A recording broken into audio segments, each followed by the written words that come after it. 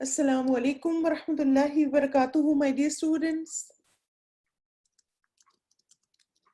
کیسے ہیں آپ سب؟ چلیے الحمدللہ. آپ کا دن اچھا گزرا آج کا؟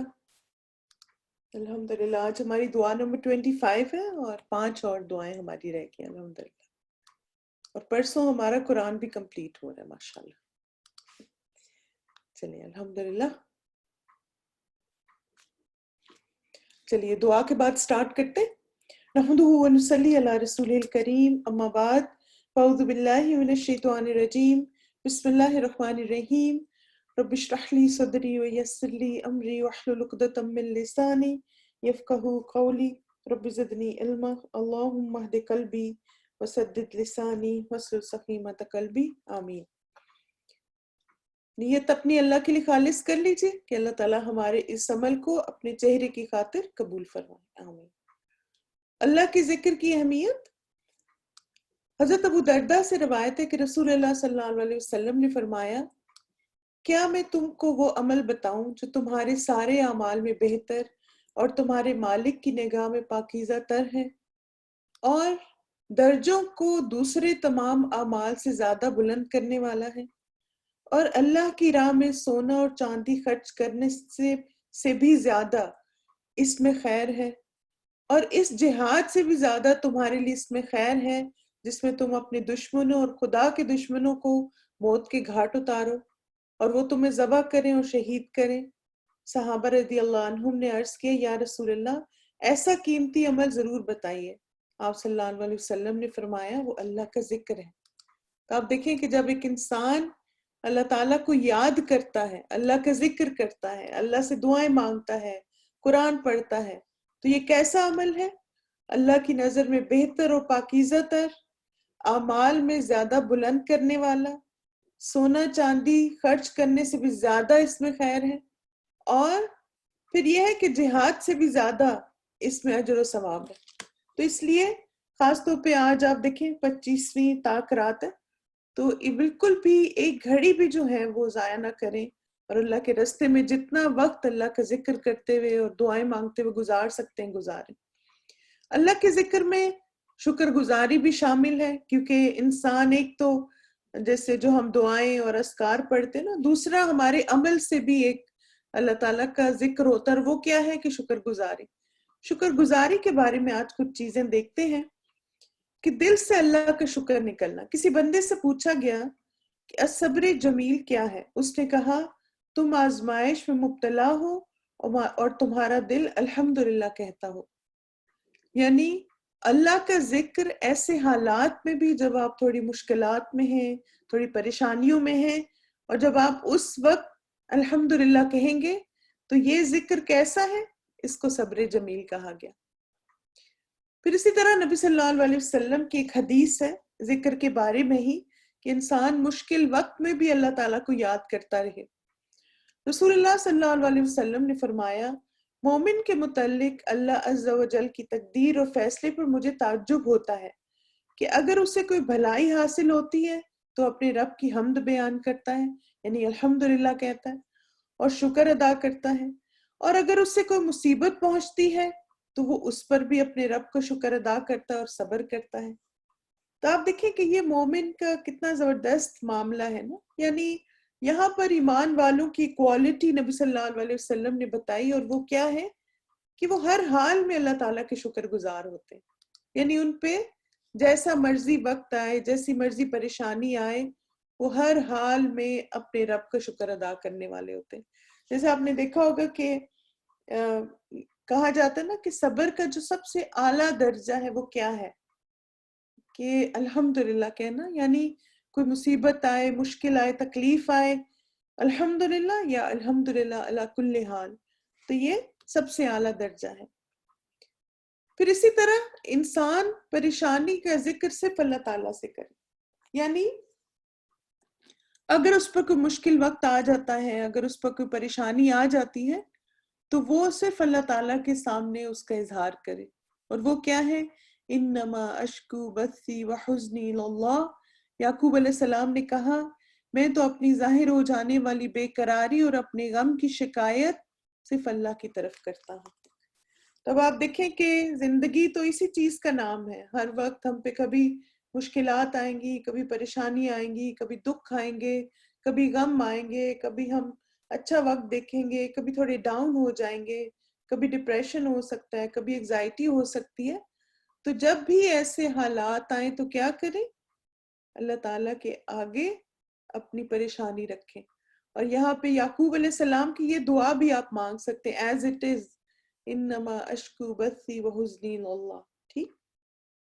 پھر اسی طرح ایک اور جو اللہ تعالیٰ کا شکر کرنے کا طریقہ ہے ذکر کے علاوہ، وہ کیا ہے کہ بندوں سے شکوے نہ کرنا، یہ بھی بہت ضروری ہے۔ ابو ہریرہ رضی اللہ عنہ سے روایت ہے، وہ کہتے ہیں کہ رسول اللہ صلی اللہ علیہ وسلم نے فرمایا، اللہ تعالیٰ نے فرمایا، یعنی حدیث قدسی ایک طرح سے اللہ کا قول ہے، کہ جب میں اپنے بندے کو آزماتا ہوں اور وہ تیمارداری کرنے والوں کے سامنے میرا شکوہ نہیں کرتا تو میں اس کو اپنی قید سے آزاد کر دیتا ہوں، اور پھر میں اس سے پہلے گوشت کے عوض بہترین گوشت عطا کرتا ہوں اور اس کے پہلے خون کے بدلے بہتر خون دیتا ہوں، اور وہ نئے سرے سے عمل کرتا ہے۔ یعنی اگر کوئی بیمار ہو جائے تو اس وقت بھی الحمدللہ کہنا، اس وقت بھی جیسے کوئی آپ سے پوچھے کیا حال چال ہے تو آپ کہیں الحمدللہ علی کل حال، یا اللہ کا بہت شکر ہے، اللہ کا بہت احسان ہے، یا یہ کہنا ہے بڑی درد ہو رہی ہے، بڑی تکلیف ہو رہی ہے، بڑا یہ ہے، دوائیاں بھی کھا لی ہیں کوئی فائدہ نہیں ہوا، ڈاکٹر کو بھی دکھا دی ہے، یہ سارے نا شکوے ہیں۔ تب آپ دیکھیں یہاں پہ آپ سے کوئی بھی پوچھتا ہے آپ کا کیا حال ہے تو آپ آگے ایک لمبی لسٹ بتا دیں مجھے کیا کیا ہو گیا۔ تو یہاں پہ اللہ تعالیٰ کیا کہہ رہے کہ وہ تیمارداری کرنے والوں کے سامنے میرا شکوہ نہیں کرتا، کیونکہ بیماری کس کی طرف سے آئی ہے؟ اللہ کی طرف سے نا۔ تو اب یہ کہ اس وقت گلے شکوے کرنے کے بجائے صرف اللہ کا ذکر کرنا اور شکر گزار ہونا اور الحمدللہ کہنا۔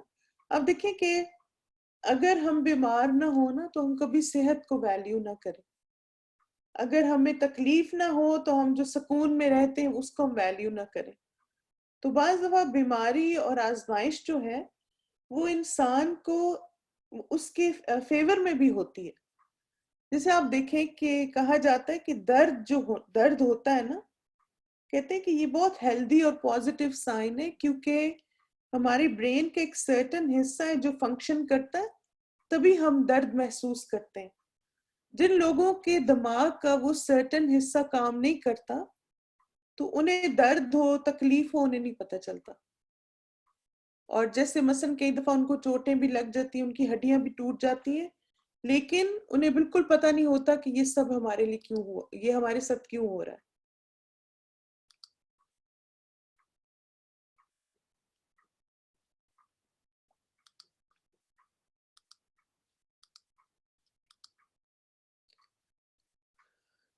پھر اس کے بعد یہ جو ایک اور بہت پیاری بات ہے نا اس حدیث میں، وہ ہے کہ اللہ سبحانہ تعالیٰ کہتے ہیں کہ یعنی ہم پہ بیماری آئی، ہم پہ مشکل آئی اور ہم نے صبر سے وہ وقت گزارا نا، تو اب کیا ہوگا کہ جب ہم ہیلدی ہو جائیں گے تو پھر اللہ تعالیٰ اس گوشت کے بدلے ہمیں بہترین، یعنی جو ہمارا، آپ دیکھیں بہت دفعہ ایسا ہوتا ہے نا، کچھ بیماریوں میں کیا ہوتا ہے مسل لاس ہو جاتا ہے، ہمارے پٹھے جو ہیں وہ کمزور ہو جاتے ہیں، ہمارا جیسے وزن کم ہو جاتا ہے۔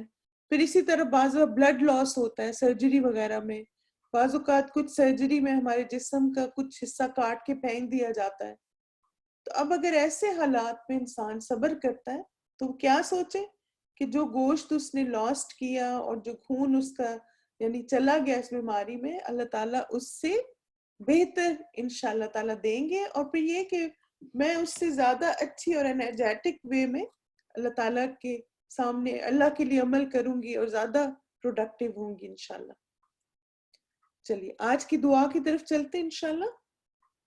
آج کی دعا بھی بہت امپورٹنٹ دعا ہے، دعا نمبر 25، اور اس کو کہتے ہیں سید الاستغفار، یا آپ سب پڑھتے بھی ہوں گے صبح اور شام۔ میں نے سوچا چونکہ اتنی وائٹل اتنی امپورٹنٹ دعا ہے تو اس کو تھوڑا سا سمجھ بھی لیتے ہیں۔ اللہم انت ربی لا الہ الا انت خلقتنی وانا عبدک وأنا على عهدك ووعدك ما استطعت أعوذ بك من شر ما صنعت أبوء لك بنعمتك علي وأبوء بذنبي فاغفر لي إنه لا يغفر الذنوب إلا أنت۔ اے اللہ تو ہی میرا رب ہے، تیرے سوا کوئی معبود برحق نہیں، تو نے مجھے پیدا کیا اور میں تیرا بندہ ہوں، اور میں اپنی استطاعت کے مطابق تجھ سے کیے ہوئے عہد اور وعدے پر قائم ہوں۔ میں تیری پناہ چاہتا ہوں ہر اس برائی سے جو میں نے کی۔ میں اپنے اوپر تیری عطا کردہ نعمتوں کا اعتراف کرتا ہوں اور اپنے گناہ کا اعتراف کرتا ہوں، بس مجھے بخش دے، یقیناً تیرے سوا کوئی کوئی گناہ کو نہیں بخش سکتا۔ English translation: O Allah, you are my Lord, and there is no true deity except you. You created me, and I am your servant. I abide by your command and promise to be the best of my ability. I seek refuge with you from the evil of what I have committed. I acknowledge your blessings upon me, and I acknowledge my sin. So forgive me, for verily none forgives sins except you. یہ صحیح بخاری کی حدیث ہے، حدیث بھی دیکھ لیتے ہیں انشاءاللہ تعالی۔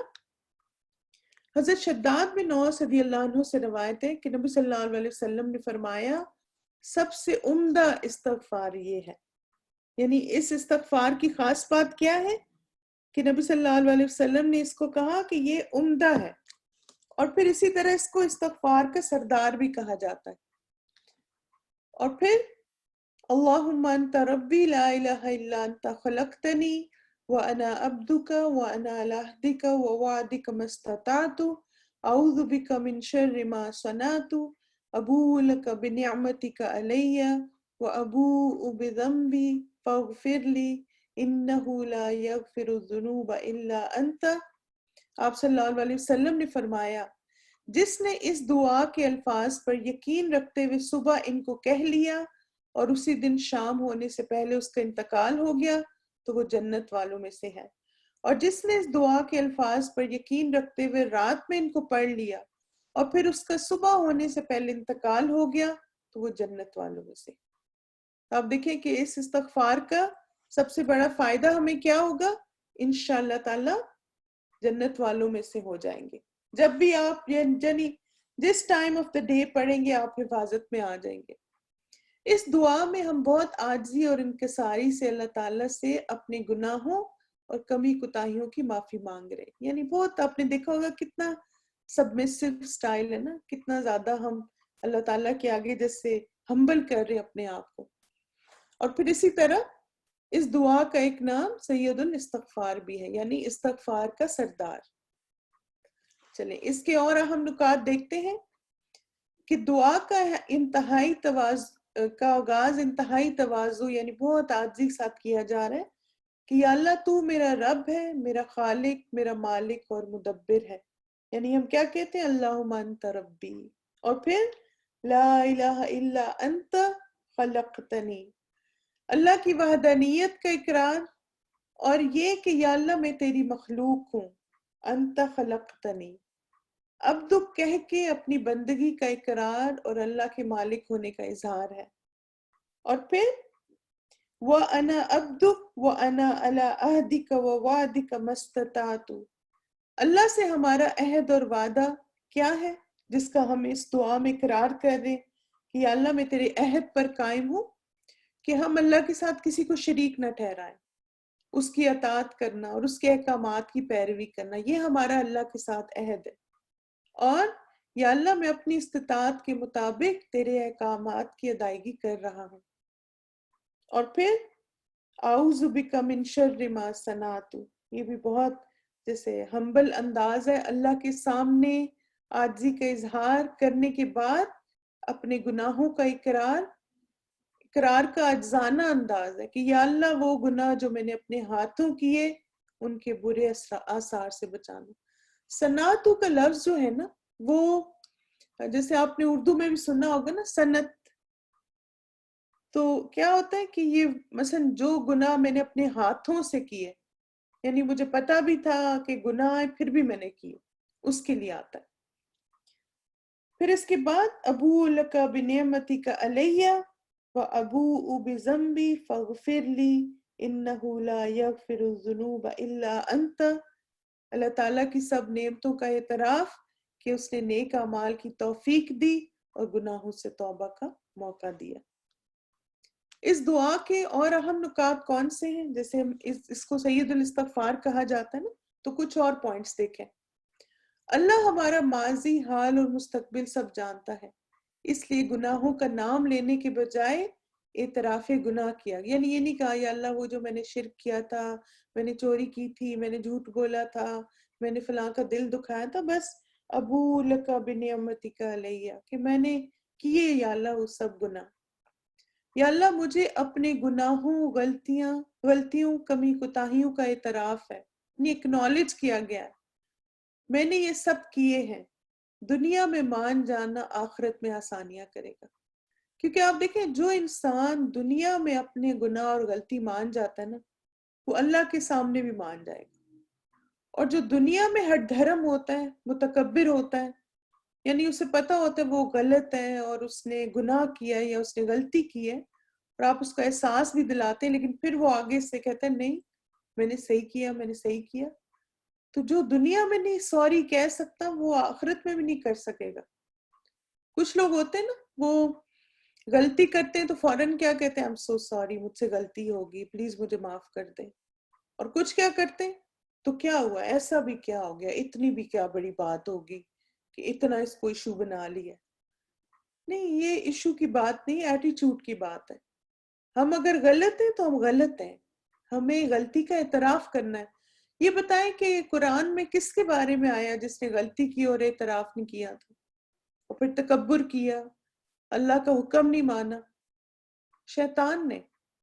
ایک تو شیطان نے اللہ کا حکم نہیں مانا، اور پھر جب اللہ تعالیٰ نے اس سے کہا کہ تم غلط ہو تو اس نے اللہ تعالیٰ پہ الزام ڈال دیا، نعوذ باللہ. اب دیکھیں کچھ لوگ ایسا ان کا ایٹیٹیوڈ ہوتا ہے کہ آپ انہیں کہتے ہیں کہ آپ غلط ہیں نا، تو وہ آگے سے کیا کہتے ہیں، ہاں تمہاری وجہ سے یہ سب کچھ کیا میں نے. ایسا ہوا آپ کے ساتھ کبھی؟ یعنی وہ اپنی غلطی کا بھی بلیم آپ پہ ڈال دیتے، کبھی بھی رسپانسبلٹی نہیں لینا. تو ایسے لوگ، یہ متکبرانہ رویہ ہے. اللہ تعالیٰ اس سے ہمیں محفوظ رکھے. اور جو مان جاتا ہے، جو ہمبل ہو جاتا ہے انسانوں کے آگے بھی، اللہ کے آگے بھی، تو یہ چیز اس کو قیامت کے دن فائدہ دے گی. پھر یا اللہ میرے گناہوں کو بخش دے، معاف کر دے، میرے اعمال نامے سے مٹا دے، اور میری توبہ قبول کر کے گناہوں کو نیکیوں میں بدل ڈال. جب ہم کہتے ہیں نا فاغفر لی، سب کچھ مانگ رہے ہم کہ اللہ میرے گناہ بھی معاف کر دے، میرے اعمال نامے سے بھی یہ سب گناہ مٹ جائیں، اور میری توبہ بھی یہ قبول کر لے کہ میں نے بہترین الفاظ کا انتخاب کیا، اور میرے گناہوں کو نیکیوں سے بدل دے.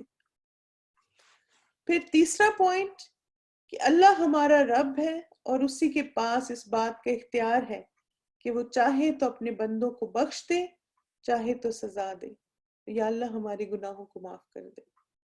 یعنی آپ دیکھیں کوئی یہ نہیں کہہ سکتا بھئی میں نے اتنا استغفار کر لیا تو اب میرے سارے گناہ معاف ہو گئے. نہیں، ایسا نہیں ہوگا. بلکہ یہ اللہ تعالیٰ کی رحمت ہے کہ اللہ تعالیٰ ہمیں معاف کر دے. یہ اس کی رحمتوں میں سے ایک رحمت ہے کہ وہ ہمارے اعمال کے بجائے اپنی رحمت کو دیکھتا ہے.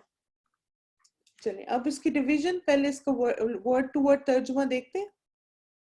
اللہم اے اللہ، انت تو ہی، ربی میرا رب ہے، لا الہ نہیں کوئی الہ، الا مگر، انت تو ہی، خلقتنی تو نے پیدا کیا مجھے، وَأَنَا اور میں، عبدک تیرا بندہ ہوں، وَأَنَا اور میں، عَلَىٰ عَهْدِکَ تیرے عہد پر قائم ہوں، وَوَعْدِکَ اور وعدہ تیرا، یعنی تیرا عہد اور وعدہ، مستطاعت جتنی میں استطاعت رکھتا ہوں یا رکھتی ہوں.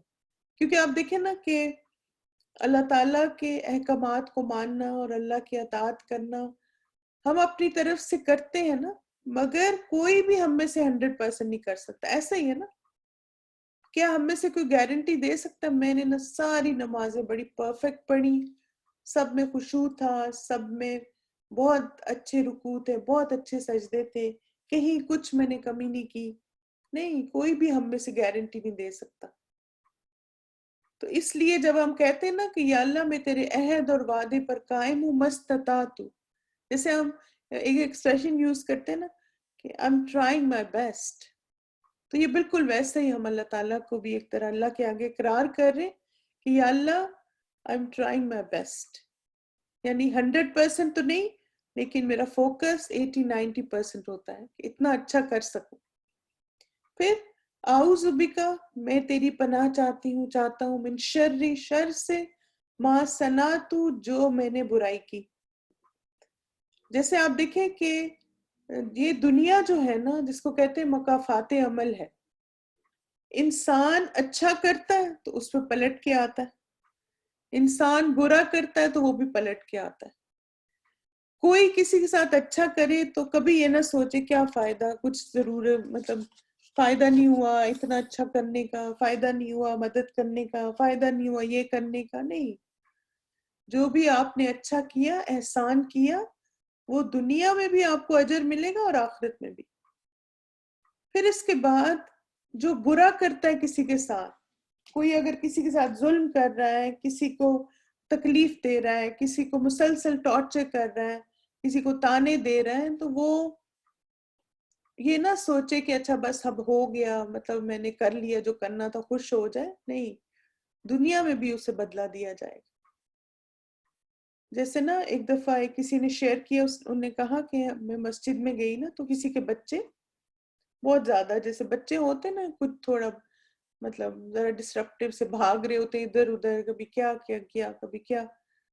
تو کہتی ہیں کہ میں نے نہ جا کے ان کی ماں کو کہا کہ مطلب آپ اپنے بچوں کو ذرا ڈسپلن کریں، اور اگر آپ نہیں کر سکتی تو مسجد میں نہ آیا کریں. تو کہتی میں نے ایسے کہا اور اس کی نا آنکھوں میں آنسو آ گئے نا، جو عورت تھی. تو کہتی اسی وقت نا مجھے ایک دم اتنا دل میں ہوا کہ مجھے اس کو نہیں کہنا چاہیے تھا. پھر کہتی ہے کہ کچھ سالوں کے بعد میرے اپنے بچے ایگزیکٹلی یہی کر رہے تھے، اور کسی نے آ کے مجھے کہا کہ آپ نے اپنے بچوں کو تربیت نہیں کی، ان کو تمیز نہیں سکھائی کہ مسجد میں کیسے بیہیو کرنا چاہیے. اور وہ کہتی کہ بالکل ایک دم مجھے فلیش بیک ہو گیا کہ میں نے بھی تو کسی کو یہ ایگزیکٹ ورڈز کہے تھے. تو اس لیے آپ دیکھیں، ہم اگر کسی کو تانا دیتے ہیں، ہم کسی کا دل دکھاتے ہیں، ہم کسی کا ظلم کرتے ہیں، ہمارے ساتھ دنیا میں ویسا ہی ہوگا. جیسے ایک حدیث کا مفہوم بھی ہے نا کہ نبی صلی اللہ علیہ وسلم نے فرمایا ہے کہ جو شخص اپنے مومن بھائی کو کسی بات کا تانا دیتا ہے تو اسے اس وقت تک موت نہیں آتی جب تک وہی بات وہ اپنے لیے نہ سن لے. Yes exactly. تو وہ ایک دنیاوی تو اصول ہے ٹٹ فور ٹیٹ کا، لیکن اللہ کا عدل بھی بہت، جس کو کہتے ہیں نا سینسٹیو ہے. اللہ تعالیٰ دنیا میں بھی بدلہ اس کا انسان کو دیتے ہیں، اور قیامت کے دن تو اور زیادہ بدلہ دینا پڑے گا. اسی لیے آپ دیکھیں اور لیکن یہ کہ جب انسان استغفار کرتا ہے، شرمندہ ہوتا ہے، ایسے لوگوں سے معافی مانگ لے. اگر آپ معافی نہیں مانگ سکتے تو ان کی طرف سے صدقہ کریں، ان کی طرف سے استغفار کریں، ان کے لیے بہت دعائیں کریں، تو پھر انشاءاللہ ہو سکتا ہے کہ اللہ تعالیٰ پھر ہمیں معاف کر دے اور پھر وہ سب چیزیں ہمارے ساتھ نہ ہوں. بالکل دل میں برا گمان بھی نہ ہو. تو یہاں پر ہم جب اللہ تعالیٰ سے کہتے ہیں نا کہ میں اپنی برائیوں کے شر سے تیری پناہ مانگتی ہوں، یا اللہ میں نے گناہ تو کیے، اب کیا ہے، گناہ جو ہے نا ایک ہانٹنگ ڈریم کی طرح ہوتے ہیں، وہ پیچھے پیچھے چلتے رہتے ہیں انسان کے، اور کسی نہ کسی طرح اس کے سامنے آ جاتے ہیں. لیکن جو استغفار کرتا رہتا ہے تو انشاءاللہ یہ اثرات کم ہوں گے اس پر. بالکل. پھر اس کے بعد ابو کا مطلب ہے میں اعتراف کرتی ہوں یا کرتا ہوں. لکا، تیرے آگے، بنعمتی کا، تیری نعمتوں کا، علیہ جو مجھ پہ ہے. یا اللہ میں تیری نعمتوں کا اعتراف کرتی ہوں جو تو نے مجھے دی، اتنی بے تحاشا بولنے کی، سننے کی، دیکھنے کی، والدین کی، بہن بھائیوں کی، شوہر، بچے، فرینڈز، اچھا ماحول، اچھی company, classes, computer, wi fi, صدقہ کرنے کی صلاحیت، یعنی یو نیم اٹ. کتنی ساری نعمتیں جو اللہ تعالیٰ نے ہمیں دی ہیں. تو یا اللہ میں ان کا اقرار کرتی ہوں یا کرتا ہوں. اور پھر دوسرا اقرار کیا ہے؟ وَأَبُوءُ بِذَنبِي، اور اس کے ساتھ ساتھ یا اللہ مجھے اپنی کمی کوتاہیوں کا بھی اقرار ہے، یعنی I am a sinful person، یا اللہ میں نے گناہ بھی کیے ہیں. ذنب کا لفظ ہے نا کبیرہ گناہوں کے لیے آتا ہے، یعنی جب ذنب اکیلا آئے تو اس میں صغیرہ کبیرہ دونوں شامل ہیں، لیکن خطیہ اور ذنب جب آتا ہے تو خطیہ سے مراد چھوٹے گناہ اور ذنب سے مراد بڑے گناہ ہوتے ہیں. تو یہاں پہ آپ ایک طرح سے اپنے کبیرہ گناہوں کی اللہ سے معافی مانگ رہے ہیں. یا اللہ میں اپنے گناہوں کا اعتراف کرتا ہوں، اغفر لی، بس مجھے بخش دے. موسیٰ علیہ السلام نے اللہ سبحانہ تعالیٰ سے دعا مانگی تھی، ربی ظلمت نفسی فاغفر لی، کہ یا اللہ میں نے اپنے نفس پہ ظلم کیا، مجھے معاف کر دے. وہ جب انہوں نے اس آدمی کو گھوسا مارا اور وہ مر گیا تھا. اور پھر آیت میں کیا آتا ہے؟ فغفر، اللہ تعالیٰ نے فوراً معاف کر دی. تو جو اللہ کے نیک بندے ہوتے ہیں اور جو اللہ کی طرف رجوع کرنے والے، تو جب سچے دل سے اپنے گناہوں کی معافی مانگتے ہیں اللہ تعالیٰ ان کو فوراً معاف کر دیتے ہیں. تو پورے دل کے شعور کے ساتھ اور سنسیئرٹی کے ساتھ اللہ تعالیٰ سے اپنے گناہوں کی معافی مانگیں. آج تاک رات ہے، تاک رات کی دعاؤں میں اس دعا کو ضرور شامل کریں. وَأَبُوءُ بِذَنبِي فَاغْفِرْ لِي، تو مجھے معاف کر دے. اِنَّهُ، بے شک وہ، لا نہیں، یغفرو بخش سکتا، الذنوب گناہوں کو، الا سوائے انتا تیرے، یعنی یا اللہ تیرے سوا گناہوں کو کوئی نہیں بخش سکتا. اور پھر آپ دیکھیں کہ جیسے میں نے خود ایک چیز نوٹس کی کہ جب ہم استغفار کی کثرت کرتے ہیں نا تو اللہ تعالیٰ ہمیں نیکیوں کے مواقع دیتے ہیں. یعنی پھر نیکیاں کرنے کا ہمارا دل کرتا ہے. چھوٹی چھوٹی نیکی کے کام بھی ہمیں بڑے لگتے ہیں. مثلا کسی کا میسج کا جواب دے دینا، کسی کو ہیلپ کر دینا، کسی کو گائیڈ کر دینا، کسی کو ایون مثلا ڈونیٹ کرنے میں مسئلہ ہو رہا ہے تو آپ اس کو ہیلپ کر کے ڈونیشن اس کی طرف سے دے دیں. کوئی رجسٹر نہیں کر پا رہا، آپ اس کو رجسٹر کر دیں. کتنے یہ چھوٹی چھوٹی چیزیں ہوتی نا. کسی کو کوئی کوکنگ نہیں آتی، آپ وہ بتا دیں، کسی کو رستہ دکھا دیں. تو جب انسان اللہ تعالیٰ سے کثرت سے استغفار کرتا ہے تو پھر اللہ تعالیٰ اس کو جب توبہ قبول ہوتی ہے تو اس کو نیکیوں کے بہت سارے مواقع ملتے ہیں. اور ان نیکیوں کے مواقعوں کی وجہ سے اس کو فائدہ کیا ہوتا ہے پھر؟ کہ وہ اپنے اعمال نامے میں نیکیاں ایڈ کرتا جاتا ہے اور برائیاں مٹتی جاتی ہیں. جیسے قرآن میں بھی آتا ہے نا، ان الحسنات یذہبن السیئات. تو یہ بھی اللہ تعالیٰ کا استغفار کو قبول کرنے کا ہمارا ایک طریقہ ہوتا ہے کہ ہمیں نیکیوں کی توفیق ملتی جاتی ہے. ہم زیادہ نفل پڑھتے ہیں، زیادہ قرآن پڑھتے ہیں.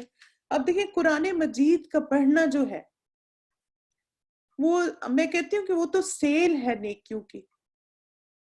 آپ نے ایک پیج پڑھا، ایک پیج میں 100 لیٹرز تھے اگر ایک پیج میں، تو آپ دیکھیں ایک حرف پہ کتنی نیکیاں آپ کو مل گئی؟ 10. اب 10 کو ملٹیپلائی کریں 100 سے تو کتنا ہو گیا؟ 1000. آپ نے ایک پیج پڑھا، 1000 نیکیاں، 2 پڑھے تو 2000. اور پھر آپ دیکھیں رمضان میں تو ویسے بھی کئی گنا اجر بڑھ جاتا ہے. تو بار بار قرآن پڑھیں تاکہ بار بار آپ کو نیکیاں حاصل ہوں، بار بار آپ اس سے فائدہ اٹھائیں. اور پھر نا ایک ہی چیز دوبارہ بھی پڑھ لیں تو حرج نہیں. جیسے مثلا میں نے الحمدللہ آلریڈی رمضان میں البقرہ آل عمران پڑھ چکی ہوں، لیکن میں نے دوبارہ نوافل میں پڑھی کیونکہ زہراوین ہے یہ. اور پھر ایک سٹریچ میں اکٹھے کہاں ہم پڑھتے ہیں، ہم تو 2-3 دن میں ختم کرتے ہیں نا. تو الحمدللہ وہ اتنی اچھی ایک فیلنگ تھی نا قیام اللیل میں، یہ پوری سورہ البقرہ ایک دن میں پڑھ لی، یعنی 1-2 گھنٹوں میں پڑھ لی 3 میں، اور پوری آل عمران جو اسی طرح پڑھ لی. آج ہم انشاءاللہ سورہ نساء پڑھیں گے.